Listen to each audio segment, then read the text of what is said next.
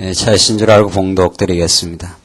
복음에는 하나님의 의가 나타나서 믿음으로 믿음에 이르게 하나니 기록된 바 오직 의인은 믿음으로 말미암아 살리라 함과 같으니라. 17절 한 절 봉독드렸습니다. 오늘 봉독드린 이 말씀이 바로 칠흑같이 어두웠던 중세의 그 어둠의 시대를 이제 깨치고 나온 진리의 말씀 루터가 깨달았던 그 이신칭이라고 하는 오직 믿음으로만 우리의 행위로 하나님 앞에 의롭다함을 받는 것이 아니라 믿음으로 우리가 의롭다함을 받는다고 하는 이 놀라운 진리입니다. 우리는 지금 교회사 공부 지난 시간까지 세 타임 6시간 공부를 통해서 이 교회사 공부가 우리 신앙을 정립하는 데 있어서 우리 교회 생활을 해나가는 데 있어서 얼마나 중요한 시야를 우리에게 준다는 것을 우리는 지난 시간 중세 교회사까지를 통해서 확인했습니다. 지금까지 한국 교회는 신학교에서만 아주 그것도 부분적으로 이제 교회사를 전 포괄적으로 영원한 하나님의 섭리에 입각해서 또 그리고 약속의 말씀에 입각한 교회사를 가르쳐 온 것이 아니라 보이는 수준 혹은 제도적인 수준, 지역적인 교리적 논쟁의 수준에서 교회사를 가르쳐 왔기 때문에 교회를 주장하시고 장악하시는 어둡게도 하고 밝게도 하시는 그 하나님의 주권적 영광을 교회사 공부를 통해서 해오질 못했습니다. 그리고 말할 것도 없이 교회에서는 그런 전 포괄적인 그 역사신학, 역사를 통해서 하나님을 배워가는 그 교회사 공부를 교회에서 시키질 않습니다. 그것은 성도로 하여금 얼마나 좁은 시각, 정말 얕은 신앙에 머물게 해버리는가 하는 것을 우리는 누누이 지금 교회사 공부를 통해서 지금 확인할 수가 있습니다. 어떤 특정의 지도자, 특정의 그 편견을 가지고 있는 아주 지역적인 그 안목을 가지고 있는 지도자의 그 가르침이 마치 전 신앙인 것처럼 그렇게 되어져 버린 것이 바로 교회사 공부의 부재로부터 나오는 이런 문제점이었다 하는 것을 우리가 살폈습니다. 정말 교회사 공부는 우리 지금 여기서 하는 교회 생활을 넘어서서 얼마나 폭넓은 하나님의 역사적인 그 지평 속에서 하나님은 2000년 교회사, 더 나아가면 구약 교회, 더 나아가면 영원한 하나님의 작정과 예정 속에서 이미 교회를 작정해 놓으시고 자기의 뜻대로 교회를 주관해 나가시는 그 광활한 그 지평 속에서 오늘 여러분과 제가 지금 모여서 교회 생활을 하는 그런 그 폭넓은 시야 또 깊이 있는 시각을 우리는 이 교회사 공부를 통해서 얻을 수가 있습니다. 우리는 지난 시간 중세 교회사를 공부했는데 일반적으로 중세 교회사도 그냥 현상적인 중세 교회사를 그냥 훑고 지나가고 갑니다. 공부를 하게 되면은. 그러나 우리는 중세 교회사도 하나님께서 섭리하셔서 하나님이 진리의 말씀을 어둡게 하시면 교회가 얼마나 인간 야욕의 놀이터가 되어버리는가 하는 것을 아주 극명하게 보여줬던 그 하나님의 섭리였습니다. 중세 교회사는 성경 진리를 탐독한 것이 아니라 철학의 영향을 받은 아퀴나스라고 하는 그 이전부터 이미 어거스틴부터 시작해서 이미 비끄러져 나기 시작하고 교회 그 자체를 마치 가치로운 것처럼 생각하는 이른바 교회 중심주의, 하나님 중심주의가 아니라 교회 그 자체를 가치롭게 생각하는 그 교회 중심주의 뒤에는 언제나 인간의 정치적 야욕이 숨겨져 있습니다. 그것이 중세 1200년 동안을 멍들게 해버린 이제 중세 교회사의 타락의 진상입니다. 그때 말하는 교회는 성경이 말하는 신령하고 아름다운 교회가 아니라 인간의 정치적 권력 투쟁의 장소로 자기들의 놀이터로 교회를 생각하게 되는 그러한 교회가 중세 교회사였습니다. 자, 그런 그 비끄러지는 지점을 우리는 확인했고, 오늘 이제 종교개혁사는, 이제 중세교회사가 한없이 타락의 길로 가게 되는 그 단초와 그 요인을 우리가 잘 확인할 필요가 있는데, 오늘은 다시 그 교회가 새롭게 회복되는 그 지점이 어딘가, 그 요인이 무엇인가, 하나님은 어떻게 교회를 새롭게 회복시키고자 하는 그 배경 섭리를 하시는가, 이것이 우리 지난 시간 종교개혁사의 첫 번째, 여러분들이 가지고 있는 교환 1페이지 종교개혁의 배경 속에서 나타납니다. 우리는 지난 시간 중세교회가 얼마나 그 타락해 들어갔던가, 타락도 하나님께서 주장하신다는 거죠. 타락의 잠이 깊을수록 개혁의 그 불빛이 더 빛나게 되어 있습니다. 이게 하나님이 하시는 일입니다. 그러니까 한국교회도 점점 더 이제 타락의 늪을 지금 이제 헤매게 되는데, 그러면 그럴수록 이제 진리에 대한 그 가치와 진리를 사모하는 영혼들이 더 이제 생겨나게 돼 있어요. 그래서 우리는 지난 시간 면죄부라든가 성직매매라든가 화려한 성당의 건축이라든가 이런 중세 말기에 아주 극단적으로 타락해 들어가는 그 테첼이라는 신부가 이제 루터가 살고 있는 그 독일 지방까지 그 면죄부를 팔러 돌아다니는 그 장면을 이제 루터가 목도를 하면서 이건 아니다 이렇게 된 거죠. 자, 그래서 면죄부라는 이 참 어처구니 없는 일이에요. 이게 역사에 있었던 일이에요. 그러니까 자, 이렇게 역사에 있었던 일을 이제 자행했던 로만 가톨릭인데, 지금 오늘 한국 교회는 로만 가톨릭이 어떤 줄을 몰라요. 로만 가톨릭이 뭘 했는지를 모르는 거예요. 왜? 역사 공부를 안 시키니까. 그러니까 연복교에다가 돈이 땡글랑하고 떨어지는 그 순간 영혼들이 이제 죄 사함을 받아서 연옥에서 이제 탈출하게 된다는, 그걸 공공연하게 설교를 하러 순회 설교를 했지요. 테첼이라는 신부가. 그걸 이제 루터가 보고 아니다 이렇게 된 거예요.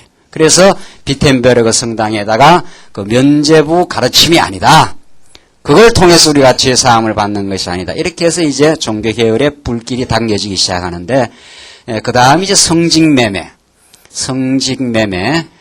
그러니까 성직이라는 말 우리는 가능하지도 않는 이야기죠. 우리는 다 누구라도 성직이에요. 성직이라면 다 거룩한 직분을 갖고 있는 거니. 그러나 중세교회사는 이제 그 사제들만 성직이라고 해서 거기에 아주 굉장한 특권과 이권이 붙어 있어요. 거기는 그 사제가 되면, 그러니까 그게 굉장한 특권과 이권이 붙어 있으니까, 명예가 붙어 있으니까, 그걸 돈으로 사는 거예요. 사고 팔고. 자, 그래서 점점 타락의 아주 칠흑 같은 어둠으로 가는데, 그 다음 화려한 성당, 여기까지 우리 지난 시간 공부했습니다. 그러니까 진리의 그 생명력 있는 진리, 신령한 진리는 다 죽어버렸고, 영혼이 살아날 수 있는 진리는 죽고 전부 껍데기들만 남아있는 예수교회의 타락의 모습이었습니다. 그 다음 두 번째가 사회적인 요인이 있습니다. 자, 교회만 그렇게 타락하는 게 아니고, 하나님은 언제나 자, 지금 보세요. 지금 우리가 교회사 공부를 통해서 굉장히 우리 폭넓은 좀 신앙의 그 안목을 키울 필요가 있는데, 하나님은 이 교회만 섭리하는 게 아니, 지금 교회 중심주의자들의 문제는 이 좁은 의미의 교회, 그것도 진정한 신령한 아주 보편적인 하나님의 전 세계적으로 하나로 끌어가시는 그런 의미의 신령한 교회가 아니고 좁은 의미의 그 교회 중심주의에 빠져 있어요. 지금 오늘날 하나님의 주권을 가리키지 않는 교회에서는, 그러니까 사회생활은 하나님이 섭리한다는 의식이 없고, 그게는 그냥 타락하고 부정한 곳이라는 그런 이원론적인 생각만이 아주 짙게 깔려 있습니다. 그러나 지금 우리 교회사 공부를 해보면은 우리가 특별 계시, 이 성경을 잘 깨달아서 신령한 교회가 이루어지면 우리의 일반 계시라고 하는 모든 사회생활과 모든 생활에 하나님의 주권적인 영광이 드러나고, 거기에도 하나님, 그 속에 하나님을 발견할 수 있다는 이런 시각을 이 교회사 공부가 우리에게 줍니다. 지금 중세교회사가 이제 마무리되면서 종교개혁이 일어나는데도 마찬가지.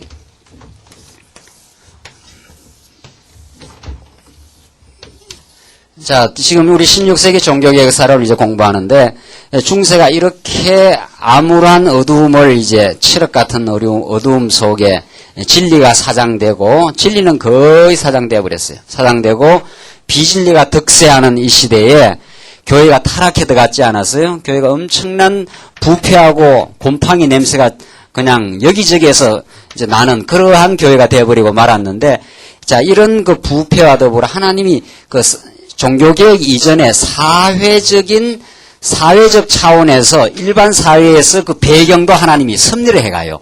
지금 종교개혁이라는 그 개혁을 일으키기 위해서, 그러니까 하나님은 좁은 의미의 이 교회만 다스리는 게 아니라 전 사회적인 배경과 세상, 우리가 일반적으로 말하는 세상 전부를 다스려 나가는 거죠. 그 사회적인 요인이 그 유명한 르네상스라고 하는 문해 부흥입니다. 르네상스 운동이 14, 15 이렇게 세계에 일어나기 시작하는데, 르네상스, 이 문해 부흥, 그러니까 저기 헬라 시대를 다시 부흥하고자 하는 그 중세가 완전히 이게 거짓인 잘못된 그 종교 생활을 강요를 하니까 그 철학적인 반동이 일어나면서 오히려 헬레니즘, 저 소크라테스, 플라톤, 아리스토텔레스, 저 헬레니즘을 다시 부흥시켜. 이게 인본주의예요. 르네상스라는 게 그것도 인본주의인데, 이거는 종교의 탈을 쓴 인본주의.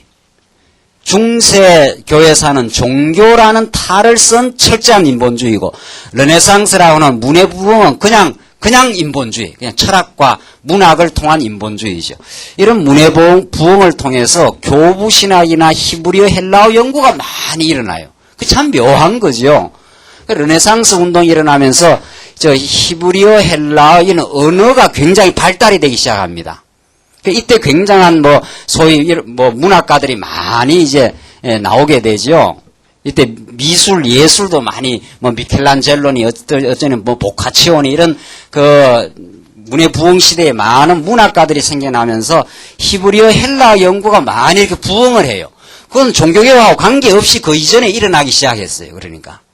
자, 이런 것들이 이제 심상치 않는 거예요. 그러니까. 하나님께서는 종교개혁을 일으키기 위해서 그 이전, 이 시대는 이제 라틴어가 주도했던 시대인데, 라틴어가, 교회의 공식 언어가 라틴어예요. 그 라틴어로 다 미사를 드리고 이렇게 했던 이 시대인데, 이상하게 르네상스가 일어나기 시작하면서 이제 고전이 번역되고 고전 공부를 하기 시작하면서 히브리어 헬라어 공부도 이제 하기 시작하는 거죠. 이게 나중에 루터라든가 에라스무스라든가 이런 사람들이 성경을 헬라어로 번역을 하고 독일어로 번역을 하면서 라틴어에서 자국어 번역 운동이 일어나면서 성경을 드디어 직접 성경을 보기 시작하는 그런 운동이 일어나요. 이전에는 라틴어로만 성경이 기록되어 있어 신부들만 성경을 보게 되어 있고 이런 시대였는데, 이게 이제 르네상스라는 요 계기를 통해서 언어가 굉장히 발달하고 자국어 운동이 일어나기 시작해요. 독일어, 영어, 이렇게 이제 자국어로 번역이 되기 시작한 거죠. 자, 이런 게 전부 하나님께서 종교 개혁을 일으키기 위한 그 기반 조성을, 배경, 그 무드를 조성해 나가고 있어요. 여러분과 제가 어떻게 신앙생활 하십니까, 지금? 여러분과 저는 여기 예배당에 와서만 신앙생활 하는 줄 알아요. 그렇지 않아요. 이미 태어나서 어느 부모님 밑에서 어느 사회적인 배경 속에서 참 고생도 하고 고통도 받고 또 무슨 공부도 하고 이렇게 하면서 지금까지 쭉 그 배경 섭리가 다 있어요. 그래서 고통 치르기도 하고 어려움도 겪기도 하고 그런 쭉 배경을 하나님께서 섭리해 오시다가 진리의 불을 이제 당기는 거죠. 그러면 이제 불꽃이 튀는 거예요. 그런 배경을 하나님께서 이미 만들어 오신 거예요.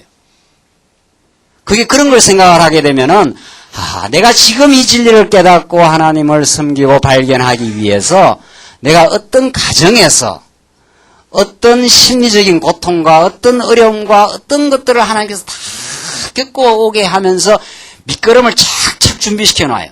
쉽게 말하면은 성냥불을 확 끄대면 이제 불이 붙을 수 있도록 그 차곡차곡 하나님께서 배경을 만들어 가십니다. 그러니까 우리가 이제 루터 칼빈을 이야기하겠는데, 이때 루터 칼빈이라고 하는 이런 인물들을 들어서 하나님 역사를 하시지만, 루터 칼빈이 종교개혁을 일으킨 게 아니에요.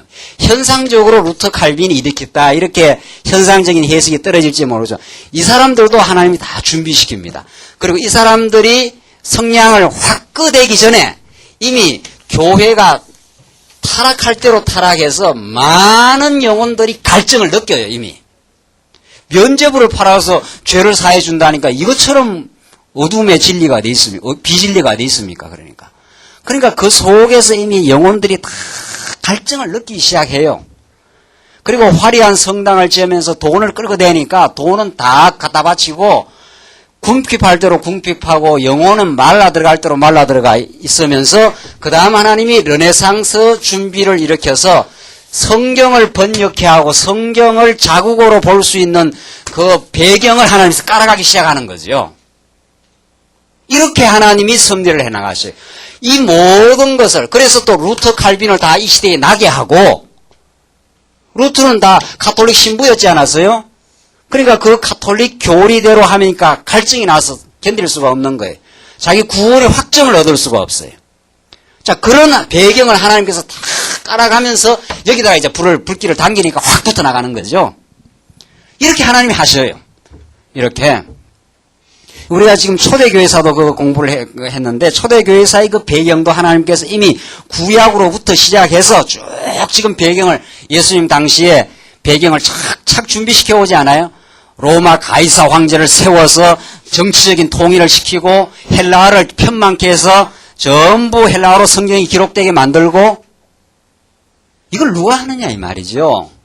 이런 교회사를 공부하게 되면은 교회를 뭐 우리가 어떻게 한다, 우리가 노력해서 한다 이런 말들이 전부 헛된 소리가 되어버리는 거죠. 말 같지 않는 소리가 되어버려요. 정말 교회는 하나님이 어둡게도 하시고 하나님께서 밝게도 하셔요. 하나님께서 이 시대에 밝게 하기 위해서 지금 착착 지금 준비해 가는 거 보십시오. 이 르네상스라는 것이 지금 일반 역사관에서나 이 사람들이 이 시대에 뭐 여기에 있었던 헬레니즘 문명을 다시 여기서 회복시킨다. 르네상스가 그런 뜻이에요. 문예 부흥이니까. 문학과 예술을 다시 부흥시켰던 운동이다. 그 사람들은 자기들은 자기 일을 한다고 생각하지만 하나님 편에서는 하나님은 자기 일이 아니에요. 이게 종교개혁을 준비시켜간 하나님의 섭니다. 그러니까 우리는 지금 한국 교회에 한국 역사에 되어지는 모든 일들이 하나님이 이 시대의 진리를 새롭게 하고 교회를 새롭게 만들어 가기 위한 하나님의 준비 작업으로 지금 보는 거죠. 여러분과 제 인생까지도. 여러분과 제 과거의 모든 삶의 배경과 그 모든 것들이 지금 착착 지금 준비시켜 오고 궁극적으로는 하나님을 배우게 하고 신령한 교회를 세워오게 한 하나님의 섭리였다. 이 교회사를 공부하면 그렇게 안 볼 수가 없는 거예요. 그래서 우리는 하나님 중심적 지금 교회사를 지금 설명해 나가는데 두 번째 보십시다. 두 번째 그 사회적인 요원 가운데 두 번째가 인쇄술의 발명이에요. 인쇄술의 발명. 이 구텐베르그라는 사람이 종교개혁이 몇 세기입니까? 16세기예요. 인쇄술이 언제 발명이 돼요? 바로 그 직전에 15세기에. 발명이 돼서 이제 보급되는 또 시간이 있을 거 아니에요. 발명되면 그 시대에 뭐 금방 그게 보급이 됩니까? 이게 지금 지용으로부터 한 600년 전 일이니까 15세기라면은 그렇잖아요. 발명이 15세기 중반에 되고 그것이 이제 인쇄술이 퍼져나가는 시간이 있을 거 아니에요. 그러니까 하나님이 15세기에 딱 한 세기 전에 인쇄술을 발명시키고 16세기 초입니다. 이게 16세기 초가 1517년이 루터가 비텐베르그 성당에다 95개 조항을 걸고 이제 종교개혁이 스타트가 되는데 15세기에 하나님이 인쇄술을 중반에 발명을 시켜가지고 그걸 이렇게 전 구라파에 지금 퍼지게 하는 시간이 있을 거 아니에요. 정확한 거예요. 이 타이밍이. 때가 참에 예수를 보내신 하나님께서 때가 참에 루터와 칼빈을 통해서 종교개혁을 일으키기 위해서 교회가 타락되어지고 르네상스가 일어나서 지금 헬라 히브리어 공부가 연구가 많이 시작이 되면서 그 다음에 인쇄술이 그 직전에 딱 발명이 돼가지고 그것을 통해서 16권 성경이 쫙 한 권으로 모이면서 이제 드디어 한 권의 성경으로 그렇게 묶여지는 시대가 이 종교개혁 당시에. 이 기가 막힌 하나님의 그 타이밍 조절이라는 것을 우리는 지금 보고 있는 거죠. 어쩌면 그 구텐베르가 그때 태어날까 이 말이죠. 15세기 중반에 그 자기도 모르는 거죠. 그 사람은 아주 그 인쇄술에 관심이 있는 거죠. 자기도 몰라요. 자기는 모르는 거예요. 모르고 인쇄술을 인쇄 기술을 열심히 익혀가지고 그 인쇄 그 하나님께서 또 구텐베르한테 뭐도 주고, 예? 그 인쇄 기술을 그렇게 발명할 수 있는 지혜도 주고, 그거 아무나한테나 주는 게 아니거든요. 우리나라에 그 주면 뭐 할 겁니까? 우리나라에 줘봐도 아무 필요 없는데, 만들어봐야 뭐, 6.25 고전이나 그냥 만들고 그러는 거지. 근데 구텐베르는 자기도 모르고 그냥 인쇄를 발명해가지고 그걸 막 퍼뜨리고 좋아했을 거 아니에요? 그게 하나님은 이미 종교 개혁을 준비시키기 위해서 그 마음 속에 인쇄 기술을 발명할 수 있는 그 지혜를 줘가지고 준비시켜요. 이걸 누가 하시는 일이냐 말이죠. 이게 누가 하는 일이에요. 이래도 하나님이 하는 일이 아니냐 이 말이죠. 이래도 교회를 회복해 하고 교회를 새롭게 하는 진리 운동을 누가 하느냐 말이죠. 누가.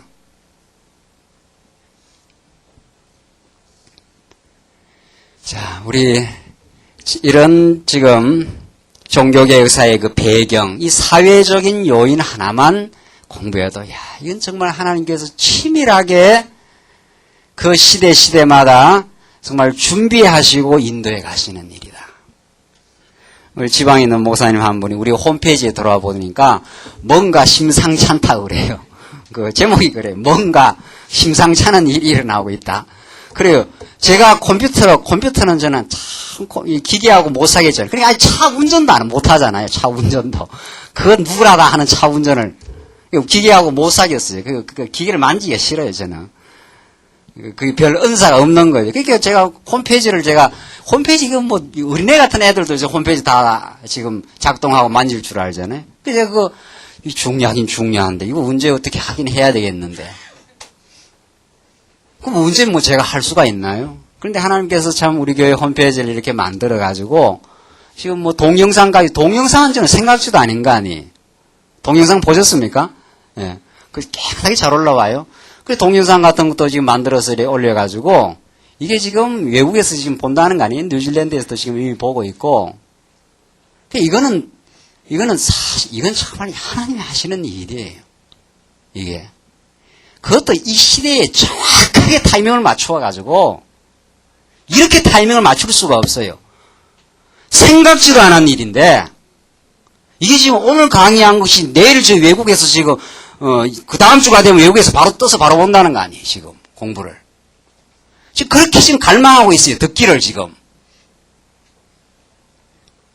이 시대에 하나님이 인쇄술을 일으켜가지고 그 시대의 16세기 구라파가 막 그냥 불길같이 번져갔던 그 종교개혁의 그 열망들, 그 불길들을 하나님께서 이렇게 준비를 안 시켜놔서 뭘로 할 거예요, 뭘로? 김목사가 돌아다니면서 지금 할 거예요, 지금? 하나님께서 여기서 강의되면 그대로 인터넷에 올라가지고 보기를 원하는 사람들이 그대로 막 지금 보고 있다는 거 아니에요, 지금? 그 일을 하나님이 다 준비시키고, 그러니까 하나님은 이 교회 안에서만 역사하는 분이 아니라 교회 밖의 과학자들의 머리까지 지금 다 주장해서 컴퓨터라는 것은 20세기의 과학기술의 그 총화거든요. 그게 모든 테크놀로지라고 하는 사이언스 앤 테크놀로지 과학기술의 총화가 그 컴퓨터로 지금 드러나고 있는데 그게 뭐 왜 그렇게 하나님께서 뭐 아인슈타인이든 누구든 과학자들한테 그런 머리를 줘갖고 물리학 머리를 주고 과학기술 머리를 줘가지고 그리고 그 사람들은 막 컴퓨터를 그렇게 발전시키고 하느냐 말이죠. 여기서 막 강의를 하면 거기서 바로 떠버리는. 이런 일이 이게 10년 전에 상상이나 한 일입니까, 이게? 우리 광야기 처음 시작할 때만 해도 뭐 인터넷 없었지 않았어요. 이게 지금 몇 년 사이, 지금. 이렇게 타이밍이 맞을 수가 없는 거예요. 하나님께 하시는 일이.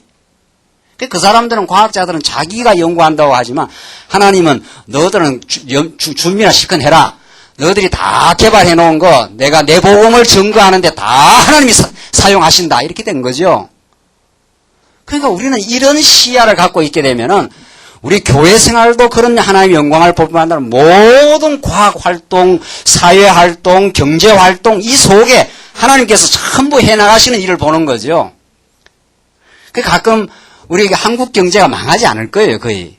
이거는 뭐 확정할 수는 없어요. 될지 안 될지 모르지만 하나님께서 이 한국 경제를 통해서 언제나 이게 막 뻗어나가게 하거든요. 이게 IMF가 왔지만은 아주 망하지 않아요. 이 경제도 그냥 하나님께서 이렇게 지금 60년대, 70년대 경제 부흥이 일어나는 거 그냥 일어나는 게 아니라는 거 아니에요. 이게 한국교회가 타락할 부분은 경제로 타락하기도 하고 또 그 경제를 활용해서 하나님께서 동남아로 중국으로 복음이 전파되게도 하나님께서 하실 그런 일들이 다 있는 거죠. 그러니까 이 모든 경제, 과학, 정치 어느 거 하나 하나님께서 모든 걸 조정하시고 조율해 나가시면서 지금 주관해 나가신다. 이런 하나님의 섭리를 보아야 우리는 교회 밖에서의 생활에도 하나님의 영광을 볼 수 있는 착착 준비해 오시고 드디어 터뜨려 나가는 거죠. 자, 그 다음 세 번째입니다. 그러니까 첫 번째는 교회 타락, 두 번째는 사회적인 요인이 있었고, 세 번째는 이제 개혁전 개혁자들이 일어나기 시작해요. 그러니까 루터 칼빈이 주로 이 당시에 16세기 개혁자들인데, 그 이전에 이미 그 디딤돌이 만들어지고 있어요. 디딤돌이. 루터 칼빈이라고 하는 이자들이 이제 본격적으로 성경을 부각시키면서 나오기 이전에 개혁전 개혁자들이 이제 생겨납니다. 그 중에 한 사람이 에라스무스, 그 다음에 위클리프라는 사람이에요. 에라스무스는 좀 사회적인 배경을 갖고 있는 사람이고, 위클리프는 본격적으로 교리적인 계획을 주장하는 사람이에요. 이 에라스무스라는 건 우리 그 교회사, 그 유럽사를 배워보면 이 너무도 유명한 사람 아니, 우신예찬이라고 하는 책을 쓰고 가톨릭 교회를 많이 비판을 합니다. 이 사람들. 그러니까 본격적인 종교 개혁이 일어나기 전에 그 이전에 준비된 일들을 통해서 디딤돌이 착착 만들어져요. 벌써. 그게 에라스무스와 위클리프의 대표적인 인물이. 에라스무스는 어떤 사람인가 하면 교부신학을 연구하기 시작. 이 사람은 신학적으로 말하면은 좀 문제가 많아요. 이 사람은. 그러니까 이 사람은 교부신학을 자꾸 연구해서 언어를 잘 하니까. 그러니까 교부신학을 연구해서 어거스틴을 연구를 자꾸 하기 시작하면서 교부신학, 그러니까 칼빈이 어거스틴의 건전한 면모를 많이 받아들이거든요. 칼빈이. 그런 바탕 공부를 이제 해놓기 시작하는 거죠. 그리고 히브리어 헬라어를 많이 연구를 하고. 히브리어 헬라어.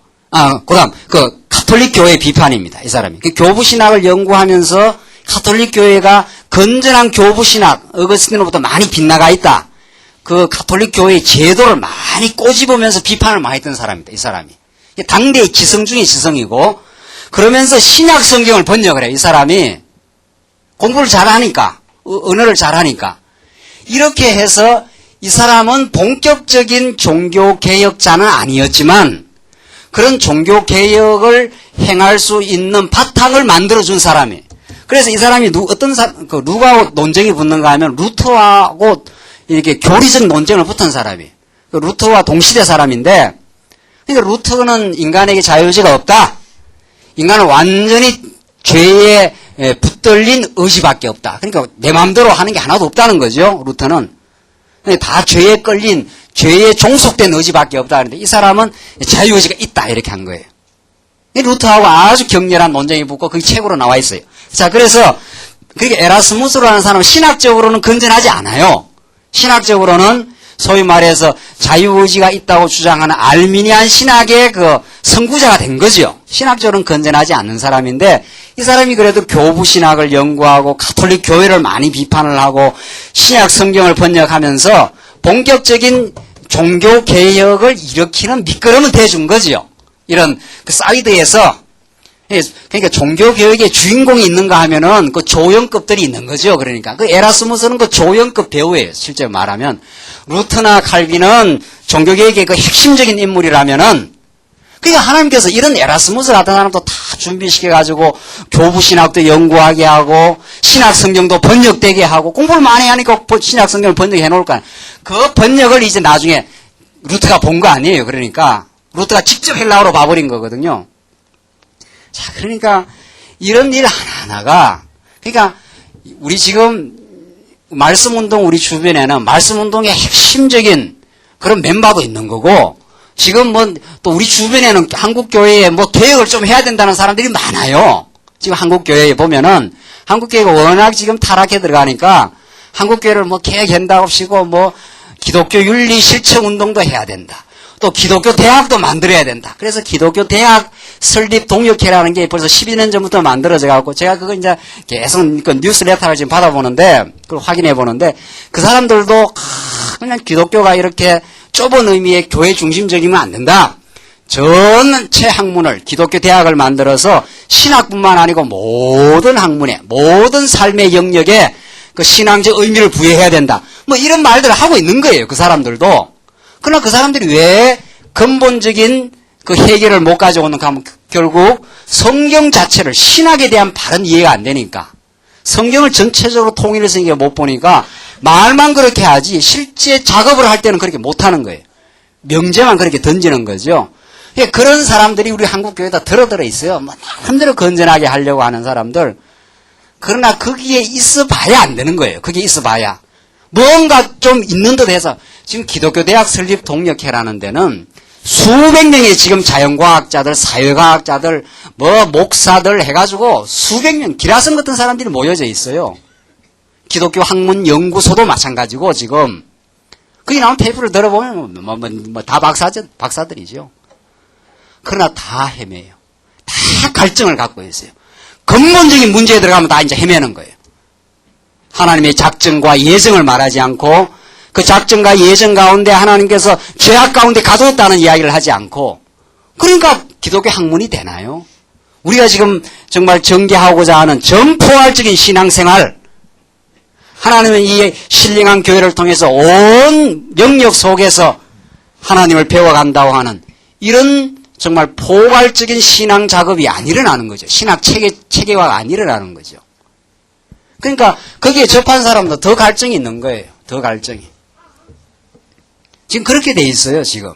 그런 작업들을 하나님께서 주변에 지금 다 하고 있으면서 여러분과 저에게는 이 성경 전체를 송두리째로 깨닫게 해서 하나님이 어떠신 분을 깨닫게 하고 자신을 정립하게 하고 정말 세계가 어떻게 이루어져 간다고 하는 것을 그런 포괄적인 신학을 지금 우리하고 정립하게 하는데 지금 에라스무스라는 사람이 그렇게 지금 쓰여져요. 조연급 종교개혁의 조연인물로 지금 쓰여지고 있는 거죠. 두 번째는 위클리프라는 사람이.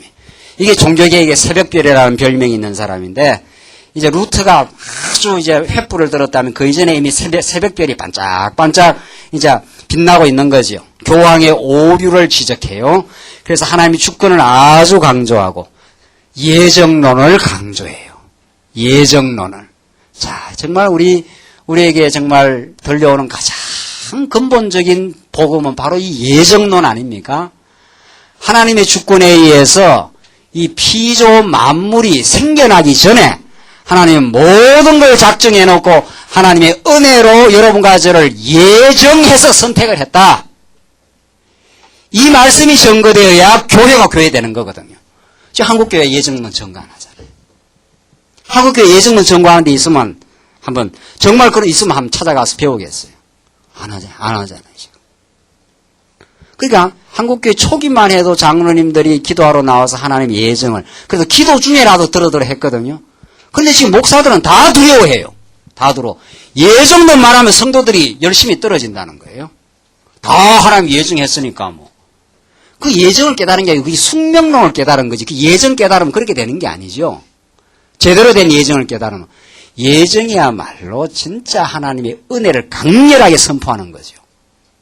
그 예정론을 깨달은 제대로 예정론을 깨달으면 정말 가장 시간을 아끼며 살아가고 그 에베소서 예정론을 말하고 뒤에 가면 세월을 아끼라는 말이 나오잖아요. 예정론 제대로 깨달으면 제대로 세월을 아끼면서 황금처럼 우리가 시간을 사랑하면서 아끼면서 그렇게 살게 돼 있지 퍼져가지고 다 하나님이 예정했으면 되려면 되고 말라면 말겠지. 그 예정론 깨달은 거 아니거든요. 자기 위로나 하고 있는 거지. 예정론을 제대로 깨달은 게 아니고 숙명론으로 받아들여갖고 자기 죄악을 합리화하는 데나 쓰고 그렇죠. 자기 죄악을 그 이제 예정론 아주 깊이 못 깨달을 때 나타나는 다 현상들 아닙니까? 자기 죄악을 합리화하는 데나 쓰고 자기가 뭐 못한 거 다 그렇게 됐지 뭐 이런 숙명론적으로 받아들이는 그런 쪽으로나 쓰지 예정론 제대로 깨달으면 그렇게 되질 않아요. 자, 그래서 이 예정론을 위클리프가 부각을 시켜나가면서 지금 말했다고 하는 것은 이미 루터 칼빈에게서 예정론이 본격적으로 나가게 되는 그 바탕을 지금 만들어가고, 또 중요한 건 여전히 성경 번역 아니에요. 전부 이 라틴어로 되어 있던 것을, 이게 지금 위클리프가 영국 사람인데 이제 성경을 영어로 번역을 이제 하면서 착착 준비가 지금 진행되고 있는 거죠. 이렇게 하나님이 준비를 하셔요. 자, 이렇게 하나님께서 이미 교황 오류는 지적되고 성경이 부각되고 하나님의 주권과 예정이 부각되면서 이제 종교개혁의 기운이 이제 감돌기 시작하는 거죠. 그러니까 교황청이 어떻게 반응했는가 하면, 위클리프를 어떻게 했는 줄 아십니까? 교황청이 상상을 초월을 해요. 그의 저서를 전부 불태워버렸어요.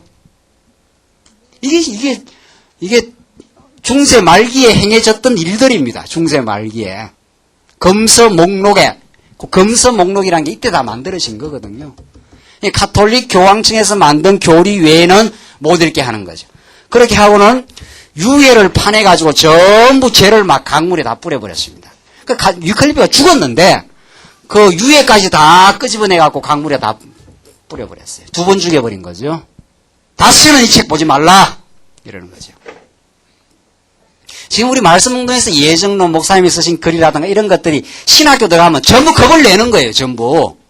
거기에 들어가면 지금까지 자기들이 가르쳤던 그 토대가 다 틀렸다는 게 드러나니까, 이게 신학책이라든가 태포 막 들어가면은 굉장히 두려워하잖아요, 사람들이. 전부. 이런 반응이 나온다고요. 교황청 같은 비스무리한 반응들이 말씀운동이 전거되는 곳에는 전부 두려워하고 그냥 자기 기득권이 막 와로 무너져 나가니까, 예정론 가르치면 내가 지금까지 공로 세워놨던 거 하나도 아니다 이 말 아닙니까? 하나도. 다 하나님이 예정해서 은혜로 우리에게 베풀어서 하신 것이라. 그러니까 아주 격렬한 저항이 있죠. 그러니까 하나님 심판의 역사가 일어나요. 이 말씀이 전거되면은 이 말씀을 듣고 깨닫게 되는 영혼은 너무도 맞다 이렇게 나가고, 아닌 사람은 아주 거부하죠. 아주 거부해요. 제가 지방에 있을 때 이야기해요. 종교개혁 3원리를 청년들하고 제가 아주 조를 짰어요. 조를 짜가지고 이렇게 하나씩 맡겨가지고 제가 살살살살 지도를 해가지고 그걸로 세미나를 했거든요. 세미나를 막 하면서 종교개혁 3원리를 부각시키고 한국교회 문제를 지적하니까 뒤에 있는 장로님이 막 쫓아나오더라고요. 더 이상 하지 말라고. 왜 안 해야 됩니까? 그러니까 무조건 하지 말아요. 하지 말아요. 자꾸. 이러면 이제 교회 문제가 생긴다는 거죠. 왜냐하면 그 문제가 막 드러나니까, 문제가. 이 진리를, 그 종교개혁 때 3원리밖에 안 했어요. 성경권이, 이신칭이, 만인 제사장 그걸 가지고 청년들하고 만들어서 하니까 막 장로님 쫓아나오는 거예요. 김생 그렇게 자꾸 너무 그렇게 하지 말라고. 그래서 그거에서 나와버렸어요. 도저히 못 읽겠더라고요. 네, 그래서. 그래가지고 부목사가 불러요. 이제 신문을 하는 거지, 이제. 교황청처럼. 너가 가르친 걸 철회하겠느냐, 뭐 이런 거 아니에요? 예. 불러가지고 하나님이 거룩하신데 죄악까지 다 섭리하는 거 아니라고. 그렇습니까? 내가 그랬죠.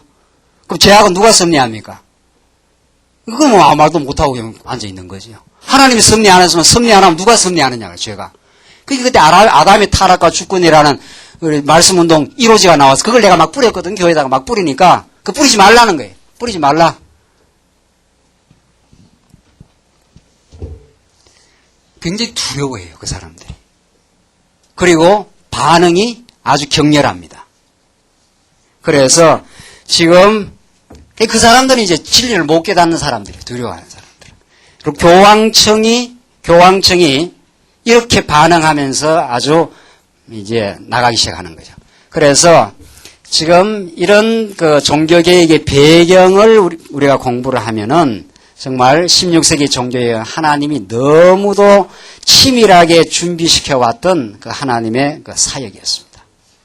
그리고 여기서 중요한 거는 전부 성경으로 돌아가고자 하는 그런 그 디딤돌이 하나하나 지금 만들어지고 있는 거예요. 성경으로 돌아가고자 하는 디딤돌이. 성경을 번역한다든가 이런 일들을 통해서 이제 교회 개혁은 성경이 새롭게 보이는 데부터 나오는 거니까 그런 작업들을 하나님께서 준비시켜 갔습니다. 자, 이렇게 해서 이 종교개혁이 더 일어나는데, 자, 루터와 칼빈을 통해 종교개혁이 일어나는데, 종교개혁의 3원리를 한번 보십시다. 종교개혁의 3원리를. 첫째가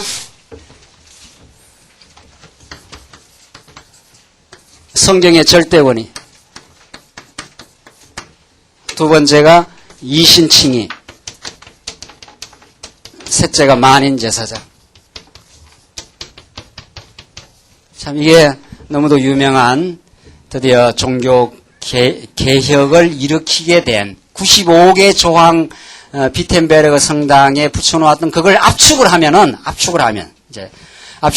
이렇게 세 가지의 그 원리로 압축이 됩니다. 루터가 이걸 이제 부러지기 시작하는데 오직 성경만이 절대 권위를 가진다. 이것은 뭐를 두들겨 패는 망치였는가 하면은 교황의 절대 권위를 이제 두들겨 패는 거예요. 이게 지금 타켓을 가지고 있는 것은 교황의 절대 권위. 교황의 절대 권위. 그러니까 이 당대 중세는 교황에게 모든 결정권과 모든 권위와 진리의 심판권을 갖고 있는 거죠, 교황이. 그게 아니다. 교황 네가 뭔데 진리를 심판하는 권한을 갖고 있느냐 이거죠. 성경 자체가 진리를 가지고 있고 그거 자체가 권위를 가지고 있다.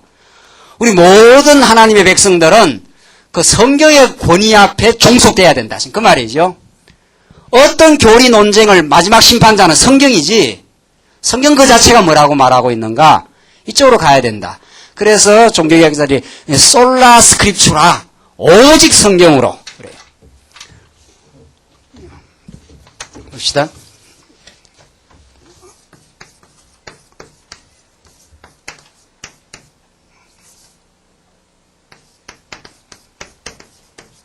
솔라 스크립추라. 이 솔라 오직 성경으로. 이 대단한 거예요. 이게 정말. 이 종교개혁이 어떻게 해서 일어나게 되느냐. 무엇이 종교개혁되기에 그렇게 불을 붙여가느냐 이거죠. 우리 종교개혁자들이 말하는 성경이 가는 데까지 가고 성경이 멈추는 데서 멈춘다. 모든 진리 판단은 성경 자체로 돌아가서 해야 된다.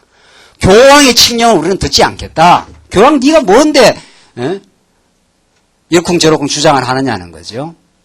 그래서 종교개혁이 불길이 당겨져요. 중요한 건 솔라뿐만 아니에요. 이게 성경이 그 당시에 토타 스크립추라 이 말을 하는데 종교개혁자들이 성경 전체로 말해야 된다. 이런 참 놀라운 그 명제를 이 사람들이 말했어요. 이게 종교개혁자들이 뭘 지금 번쩍번쩍 보기 시작하는 거죠. 성경은 부분적으로 봐서는 안 되고 성경 전체로 진리가 정당화돼야 된다. 이런 참 진짜 이거는 정말 우리 말씀운동 우리 맨들한테는 사람들한테는 참 우리 종교개혁자들이 참 너무도 좋은 명제를 잘 말해놨다. 그걸 우리가 지금 증명을 하고 있는 거 아니에요? 토탈 아닙니까? 토탈. 성경이라는 건 부분 이야기해서 안 된다 이 말이거든요. 그래서 칼빈이 그래도 계시록은 빼놓고 창세기부터 전부 주석을 했어요. 전부. 우리가 볼 때는 미숙한 게 참 많지만 그래도 그 시대에 그렇게 했다는 것은 너무도 놀라운 작업이죠. 하나님의 은혜고 근본적으로 말하면. 그때 성경을 봤나요? 그때 성경을 한 귀절도 성경을 제대로 못 보던 시대인데 토타 스크립추라에서 성경 전체로 말해야 된다. 우리가 지금 그렇게 말하잖아요. 우리는 지금 성경신학 개론에서 성경 한 부분 떼서 안 가르친다는 거죠. 이사야에서 보면은 여기서 조금 저기서 조금 이렇게 해서 사람들을 혼미하게 만든다는 말이 있어요. 혼미하게. 지금 한국교회 보십시오. 한국교회 지금 강단 보란 말이죠. 뭐 그 사람들이 뭐 그렇게 하려고 해서 그런 게 아니라 하나님께서 어둠에 가두어 놓으니까 성경 마태복음 여기서 찔끔 저기서 조금 무슨 수로 성경을 알겠어요. 무슨 수로. 성경을 모르는데 어떻게 하나님을 알겠느냐 말이죠.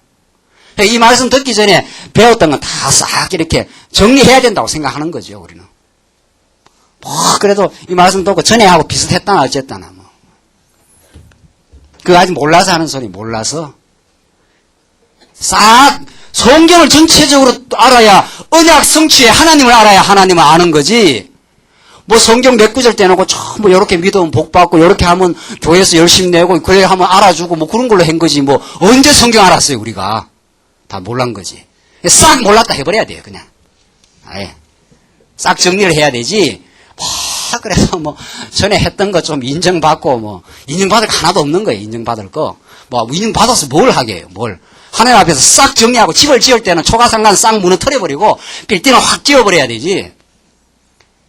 이렇게 해서 토탈 스크립처라 성경 전체로 말해야 된다. 이렇게 좋은 그 말을 했어요. 우리 개혁자들이. 우리는 그 정신을 그대로 받아들이는 거죠. 발전적으로 그냥 개성을 하는 거죠. 맞다 말이야. 맞았다. 당신네 이야기들이. 창세부터 계시록까지 한 성경으로 봐야 된다. 하나도 빼주는 시. 그러니까 우리가 널리 강의하면서 뭐 로마서 하다가 그냥 이 시간이 없는 거 아니에요. 창세기부터 로마서까지 막 내리해버려야 되는데 사실은. 그러니까 시간이 없으니까 그냥 창세부터 하다가 지금 로마서까지 왔습니다. 이렇게 말하는 것 뿐이지. 우리의 정신과 원리는 전체로 말해야 돼요. 전체로. 전체로 말한다는 속에 언약과 성취가 들어있는 거죠. 언제나. 언약대로 그리스도를 보내시고 언약대로 그리스도로 성취하신 하나님은 여호와십니다. 이 말이 안 나가면 성경 말하는 거 아니에요. 그러니까. 사실은. 자, 그래서 지금 종교개혁자들이 성경의 절대권위 하면서 로마 교황의 이제 막 뒤통수를 쳐버린 거지요. 네가 뭔데 그 앞에 서서 교회를 좌지우지하느냐 말이죠. 교회의 오직 머리는 그리스도 한 분밖에 없다. 지금 사이비 교단들 보시죠. 전부 다 인간이 다 높아져 있네. 인간이. 왜 인간이 높아지느냐 말이야. 인간이 뭔데? 인간이란 건 자기 죄도 허덕거리는 존재예요. 누구라도. 교황뿐만 아니고 누구라도 인간은 자기 하나 추스리기도 급급한 게 인간입니다. 그런데 뭘 남을 지배하고 남을 통치를 해요. 제가 여기에 이해서 있으니까 뭐 지배하고 다스리는 사람입니까? 안 보이니까 여러분 같이 밑에 앉아있으면 안 보이니까 제가 단상을 높여서 그냥 하는 것 뿐이에요. 그게 좀 높여야 뒤에 사람이 얼굴이 보이니까 인간이란 자기도 지금 허덕거리는 존재예요. 인간이 죄인이라는 거 아니에요. 하나님 안 붙들면 무능력자라는 거 아니에요. 뭘로 자기가 다스리고 가르치고 해요. 그냥 하나님이 가르쳐요. 하나님이 하셔요. 하나님이 나라 같은 사람 써서 그냥 너 와서 이렇게 가서 좀 전해. 너는 너 아무것도 아닌 너 내가 써서 좀 쓸 거니까 와서 해야 하면 그냥 쓰는 것 뿐이에요. 하나님이 하시는 일이에요. 누가 성경의 절대 권위가 하는 거지 사람이 하는 일이 아니에요. 사람이. 이게 종교개혁자들이 성경 중심 사상이고 하나님 중심 사상이에요.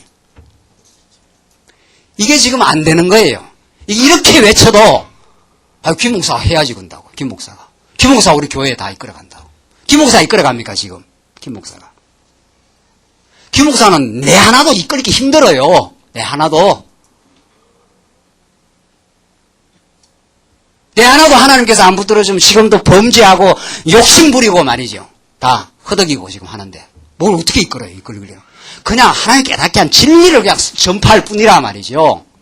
그러니까 여러분 중심도 아니고 목회자 중심도 아니고 회중 중심도 아니에요. 우리는 진정한 교회는 또 그러면 지도자 중심 아니라니까 우리가 하면 된다네. 또 우리가 그게 회중교회입니다. 와 우리가 다수결로 해서 막 이렇게 결정해서 끌고 가면 된다나. 그게 회중교회예요. 그러니까 언제나 교회는 로만 카톨릭은 인간 독재가 있었고 그게 아니라 그러면 또 우리 여러 사람들이 민주식으로 해갖고 막 이렇게 해서 끌고 가면 된다. 그게 회중교회 아니에요. 교회는 독재도 아니고 민주주의도 아니에요. 오직 하나님 중심주의. 진리가 뭐라고 이야기하느냐? 진리를 정감하고 진리를 그대로 따라서 깨달아가면 되는 거죠. 여러분도 저도 진리를 따라가는 거지 지금. 누구 사람을 따라가는 게 아니에요. 이게 성경의 절대권위, 교황의 절대권위를 붕괴시켜버리고 교회가 어디 위에 서나가야 되는 근본 원리를 지금 말해줘요. 두 번째는 이제 믿음으로 의롭다 함을 받는다. 이게 은혜의 교훈. 정말 종교개혁자들이 믿음으로만 의롭게 된다. 인간 공로가 아니라는 거죠. 인간의 공로가 아니라는 거예요. 인간의 행위가 아니라는 거예요. 이게 인간 공로라는 게, 이 인간 공로를 친다는 건 이건 대단한 거예요. 인간은 살아있다고 하는 것은, 진리를 모르는 인간은 살아있으면 자기 공로를 세우는 거예요. 그거밖에 없어요, 인간은. 인간 하는 일이 그거밖에 없는 거예요. 진리를 모르는 인생에게서 하는 것마다 자기 공로예요. 하는 것마다. 그게 인생이 하는 일입니다. 그 로마서가 너무도 잘 가르쳐줘요. 하나님을 모르면은 피조물을 창조주보다 더 섬기면서 그 속에서 자기가 자기 영광을 취하는 게. 그게 너나 할 거 없는 거예요. 너나 할 것 없이. 뭐 누구만 그런 게 아니에요, 지금. 중세 때 이 사람들만 그런 게 아닙니다. 하나님이 안 부드러워지면 우리가 지금 말씀 운동에 있다고 하는 우리들도, 우리 말씀 운동에 있다고 하는 우리들도 지금이라도 당장 말씀 안 붙들려 보십시오. 하는 일이 그냥 자기 공로예요. 자기 자랑밖에 없는 거죠. 그게 있는 만큼 영혼이 자유롭지 않습니다. 그게 있는 만큼 감사와 감격이 없어요. 내가 했다 이거죠. 그걸 종교개혁자들이 쳐버린 거죠. 우리에게는 아무 공로가 없다. 이 루터가 이걸 마저 세차게 증거하고 나가요. 여기서 막 교회가 막 살아나는 거죠. 여기서 이 지금 세찬 종교개혁의 정신은 정말 대단했어요. 지금 우리처럼 성경 해석학적으로 전체는 싸잡고 정명은 뭐였어? 요거 부분적인 거지만은 이게 얼마나 강렬했기 때문에 성도들이 자기 공로에 빠졌던 사람들이 그 공로의 그 늪에서부터 벗어난 거죠. 맞았다. 하나님의 은혜로 우리를 살렸다. 그게 이 은혜 사상이거든요. 예, 이 솔라 그라티아 하는 두 번째 명제입니다. 이 솔라 스크립추라, 솔라 오직 은혜로 하는 명제예요. 종교개혁자들이. 오직 은혜다. 워낙 지금 중세 교회가 공로가 막 가득가득 차 있으니까 그걸 쳐버리고 오직 은혜로. 이 얼마나 참 복된 진리인지 몰라요. 기독교는 은혜가 아니면 설명이 안 되거든요. 모든 게 다 은혜 아니에요. 그 은혜의 깨달음 속에 우리 영혼의 참 자유와 행복과 기쁨이 있는 건데 인간이 공로를 부추기니까 공로를 세워야 구원 얻는다. 이 중세사상. 중세사상. 이 중세사상은 지금 한국 교회 안에 우리의 영혼 속에도 깊이 뿌리 박혀 있어요. 사실은 이 진리가 깨달아지는 만큼 내가 세워놨던 탑들을 무너뜨리는 작업이에요. 이 말씀 깨달으면 금방 뭐가 되는 게 아니에요. 우선 무너지는 작업부터 돼야 돼요. 뭐 세우는 건 2차 일이에요. 워낙에 많이 세워놨던 공로들 그 탑부터 무너뜨리는 작업. 그러니까 이 말씀 깨닫고 뭐가 되는 게, 뭐를 막 일을 하는 게 아니라, 아니었구나. 그 깨달음 속에서 내가 세워놨던 탑들이 다 무너져 나가고, 내가 얼마나 하나님 앞에 죄인인가를 깨닫고, 그게 돼야 그 다음에 하나님이 그런 죄인을 들었습니다. 내가 뭔가 한다고 하면 하나님 아예 안 써요. 안 쓴다니까. 내가 정말 하나님이 안 붙으시면, 정말 하나님 안 붙으시면 마른 막대기만도 못한 존재들입니다. 우리가. 그게 은혜 사상을 깨달고 나오는 이야기예요. 근데 그 은혜를 못 깨달으면 뭔가 자기가 하는 줄 알아. 자기가. 내가 그래도 이만한 조건이 있으니까 내가 그래도 난 사람인데 이걸로 하는 거지요. 교회에서. 내가 얼마나 열심을 냈는데. 그 하나님 그거 다 싫어요. 하나님 안 하고 가만히 있는 게 낫다 그래요. 아마 안 하고 그냥. 그래서 이 참 인간 공로라고 하는 이 거대한 중세의 탑을 붕괴시켜간 운동입니다. 이게. 그래서 우리 말씀 운동의 말씀이 전파되는 곳에 아주 격렬한 저항이 있다는 거 아니에요? 막 붕괴시켜 나가니까 막 그냥 거침없이 무너뜨려 버리니까 그걸. 그러니까 다 싫어하는 거예요. 처음에는 다. 싫어하고 좋아하고 그러는 거죠. 이 말이 됩니까? 막 싫으면서도 또 좋기도 하고 그런 거예요. 막 무너져 가면서 세워져 가고 이러니까 막 그냥 좋기만 한 거 아니에요. 막 깨닫다 보면은 막 어떨 때는 싫은 거예요. 막. 그럼 나는 뭐냐? 이렇게 나오고. 뭐냐 하면 하나님 뭐라 그러시는 거 아십니까? 너는 아무데 쓸데없는 죄인이었다 그래요. 하나님 안 붙드시면은 마른 막대기만 또 못한 조각목 같은 그런 존재였다. 그걸 깨달아 버릴 때 우리가 은혜가 감격이 솟구치는 거 아닙니까? 맞아. 나는 하나님께서 안 붙드시면 개떡이야 그냥.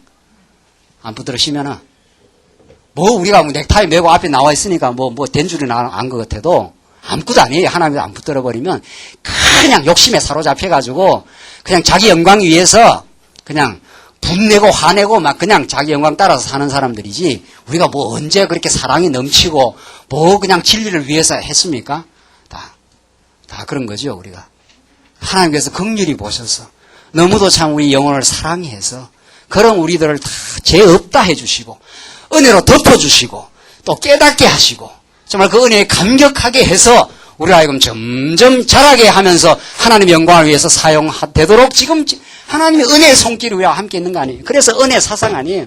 오직 은혜로. 그러니까 종교개혁자들이 너무도 중요한 명제를 많이 말했어요. 그걸 우리는 정말 성경의 구체적인 해석을 통해서 확정을 해나가요. 이 시대에. 맞았단 말이죠. 정말 맞았습니다.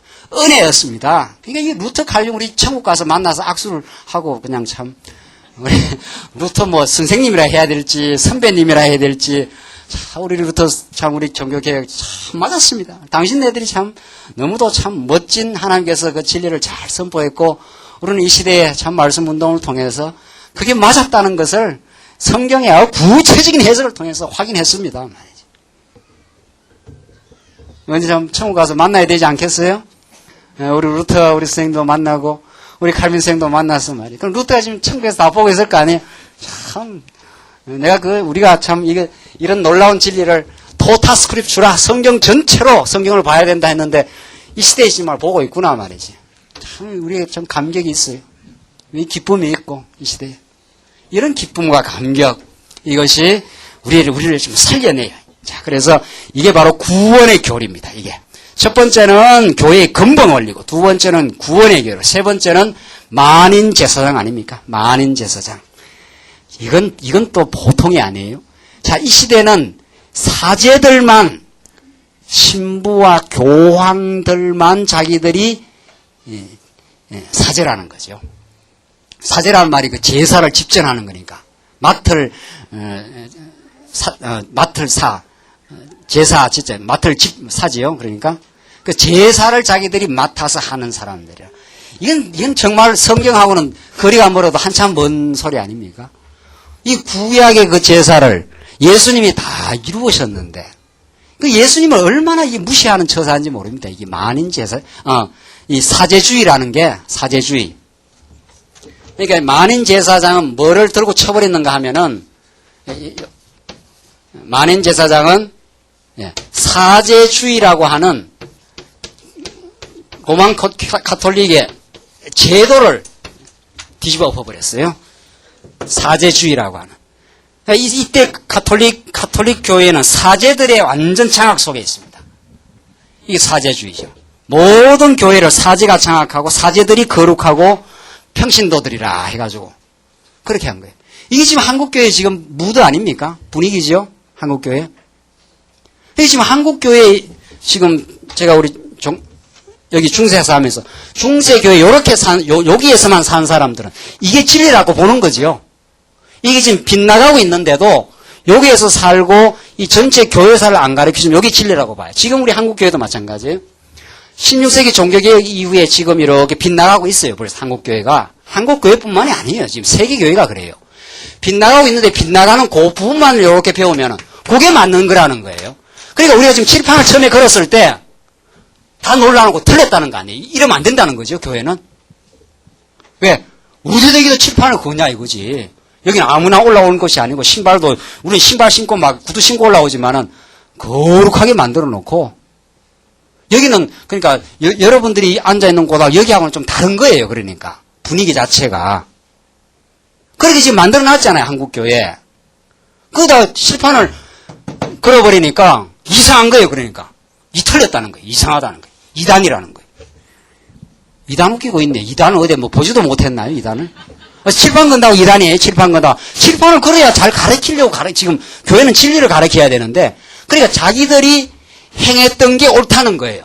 거기에서 다른 방향으로만 하면은 자기들이 기준이니까 성경이 기준이 아니고 자기가 기준이라. 그리고 자기들대로 안 하면은 틀렸다는 거예요.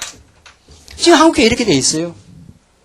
이 개혁이라는 게 이렇게 만만찮은 거예요. 저항이. 뭘 하나 바꾸려고 하면 안 된다는 거예요. 안 된다는 거예요. 우리는 전에 그렇게 안 했다는 거예요. 전에. 이게 만만찮아요. 이게. 그러니까 우리는 지금 뭘 하나 바꾸는 게 중요한 게 아니라 뭐가 지금 성경이 지금 올바르고 지금 성경이 말하는 전포갈증 원리가 뭔가를 깨닫고 나면은 이게 참 뭐 제도도 이게 새롭게 지금 바뀌어져 나가는 지금 과정이구나. 이런 이제 열린 마음이 이제 생겨나는데 지금 만인 제사장은 참 이 시대의 사제에 의해서 교회뿐만 아니고 전 생활까지도 사제가 다 장악합니다. 그러니까 사제라는 것이 얼마나 무서운 거 줄 아십니까? 로만 가톨릭의 사제주의라는 것. 그 사람들은 나면서 죽을 때까지 사제가 다 관을 해요. 그 칠성례라 해가지고 나면서 죽을 때까지 나서 결혼하고 죽을 때까지 사제가 다 장악하고 있어요. 그 7성례에 7가지 성례라고 성경에도 없는 거 만들어가지고 완전히 모든 생활이 사제 중심이죠. 하나님 중심이 아니라. 그 사제가 없으면 뭐 나서 죽는 데까지 일도 하나도 못하는 거예요. 전부. 이걸 깨치고 나가요. 아니다. 너희들이 지금 잘못되었다. 우리 모두가 모든 하나님 믿는 만인이 하나님을 믿는 모든 사람이 하나님을 직접 섬기고 나간다. 우리는. 성경을 전하는 사람은 그 은사로 성경을 전할 뿐이지 은사가 성경 전하는 은사밖에 없습니까? 봉사하는 은사, 권면하는 은사, 온 교회를 이루어가는데 온 성도가 다 사제다. 이래가지고 중세에 이 강고한 이 견고한 사제주의를 깨버리고 자유로운 신앙생활이 된 거 아니에요. 그래서 루터가 너희들만 성직 아니다. 구두수성공도 그거 하나님 주시는 성직이다. 성직. 거룩한 직업이라는 거예요. 루터가. 막 그렇게 차고 나간 거 아니에요. 그렇게. 거기서 이제 모든 자유함이 있고 모든 생활이 의미가 있어요. 하나님 일, 다 하나님 일이에요. 우리는. 하나님을 믿고 하는 모든 일이 하나님 일입니다. 예배당에 와서 예배당에 와서 하는 일도 뭐 있습니까? 따지고 보면 우리는 예배당에 와서 말씀 배우고 친교하는 일밖에 없어요. 예배당에 하는 일이 없는 거예요. 따지고 보면은. 예배당에 무슨 그런 일이 있습니까? 무슨 일이. 아무리 생각해도 일이 없어요. 예배당에서 하는 일이. 배우고 가르치고 친교하는 일밖에 없어요. 여기는. 진짜 일은 다 사회에서 가정에서 다 하는 거죠. 땀 흘리고 수고해서. 거기서 버려둔 돈 연보하면 되는 거고 복음을 전파하기 위해서 교회에서 그렇게 하는 일이 없어요. 별로. 우리 일반적으로 말하는 일로 따지면은 뭘 무슨 일을 해요. 여기 와서 말씀 배우고 서로 사랑하고 교제하고 그게 일이지. 뭐 그래 딴 일이 있습니까 여기에. 그게 이제 잘못된 옛날에 무슨 교회에 무슨 큰 일이나 있는 건 무슨 일이 있어요. 열심히 배우고 가르치고 서로 사랑하는 지체들끼리 친교하면 되는 거예요. 속회하면 친교하고. 그러니까 우리는 하나님을 믿고 하는 모든 일이 하나님의 일이에요. 모든 일이. 사업하는 사람은 사업을 신앙으로 하는 게 그게 하나님의 일입니다. 공부하는 사람은 공부하는 게 하나님의 일이에요. 그게. 우리 청년들 말이죠. 학교 가서 공부하면은 열심히 공부하는 게 하나님의 일이지. 그게 무슨 세상 일입니까? 그게. 주부는 주부 생활 열심히 하는 게 하나님의 일이에요. 주부만 맥팽이 치고 그냥 신방만 가면 다 알아요. 신방. 누가 신방 그렇게 다니라 그랬어요? 주부 생활 잘 하는 거예요. 주부 생활. 신방 할 때는 해야 되겠지만은 가정주부는 가정주부 잘하는 게 그게 하나님의 일이고 학생은 학생 일 잘하는 게 하나님의 일을 잘하는 거고 사업가는 사업을 열심히 하는 게 하나님의 일을 잘하는 거죠. 그 하나님 믿는 마음으로 하나님 믿지 않는 마음으로 하는 모든 게 죄예요. 이제 하나님을 잘 모르고 하나님 믿지 않고 하는 교회를 전부 죄악이에요. 하나님 믿지 않고 하는 사업 전부 죄악이고 하나님 믿지 않고 하는 모든 학교 공부가 다 죄악이에요. 우리는 지금 하나님 믿어간다는 거예요. 하나님 믿는 게 근본 일이에요. 하나님을 깨닫고 믿는 게 그게 근본 하나님의 일이고 그렇게 하나님이 믿어져 나가면은 내 생활 전부가 하나님의 일입니다. 이래야 우리에게 갈등이 없지요. 혼란이 없는 거 아니에요. 그래야 우리는 교회를 하면은 또 가신길 또 안 해야 되고 이런 갈등 속에서 지금 살고 있는 거예요. 이런 갈등 속에서 이 만인 제사장이 얼마나 16세기의 사람들을 자유케 하고 살 영역 속에서 하나님을 배워가게 했던 놀라운 진리냐 말이죠. 이게 종교개혁 사물리예요. 이게 이 진리를 우리가 지금 더 확장하고 더 심화시켜서 깨닫는 게 말씀운동이에요. 우리 조금 쉬었다 하십시다.